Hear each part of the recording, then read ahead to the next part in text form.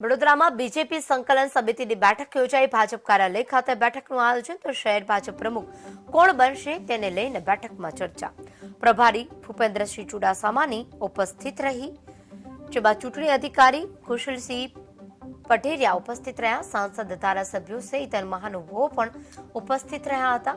શહેર ભાજપ પ્રમુખ બનવા માટે 44 દાવેદારો ભાજપ કાર્યાલય ખાતે સંકલનની બેઠક. શહેર પ્રમુખના પદ માટે લેવાઈ સેન્સ પ્રક્રિયા. ભૂપેન્દ્રસિંહ ચુડાસમાનું નિવેદન. સંકલન સમિતિના તમામ સભ્યો હાજર. સમિતિના વ્યક્તિઓના સૂચનો લેવાયા. કેન્દ્રની ટીમ સમક્ષ રજૂઆતો અને સૂચનો મુકાશે. હાઈકમાન્ડ જે નિર્ણય કરે તે જાહેર કરાશે.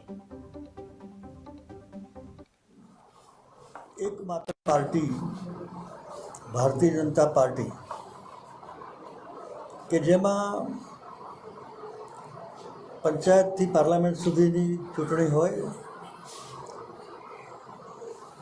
કે વોર્ડ સમિતિથી કેન્દ્ર સુધીની હોદ્દેદારોની પસંદગીની પ્રક્રિયા હોય. નાનામાં નાના કાર્યકર્તા વચ્ચે જઈને એમની વાત સાંભળીને લોકશાહી ઢબે એકમાત્ર પાર્ટી નિર્ણય કરે છે.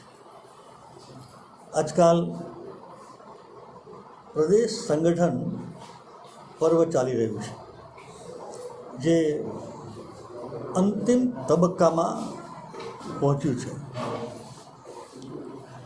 અગાઉ 19 વોર્ડના પ્રમુખોની પ્રક્રિયા થઈ. એમાં પણ સંપૂર્ણ લોકશાહી ઢબે વડોદરા શહેરના બધા જ કાર્યકર્તાઓના સહકારથી મારા બંને સાથી મિત્રો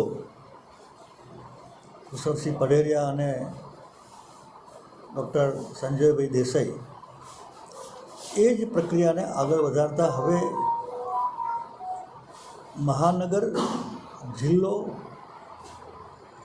એના પ્રમુખની પ્રક્રિયાના ભાગરૂપે મને વડોદરા શહેર, જિલ્લો અને છોટા ઉદેપુર એમ 3 જિલ્લાની જવાબદારી સોંપી છે. અને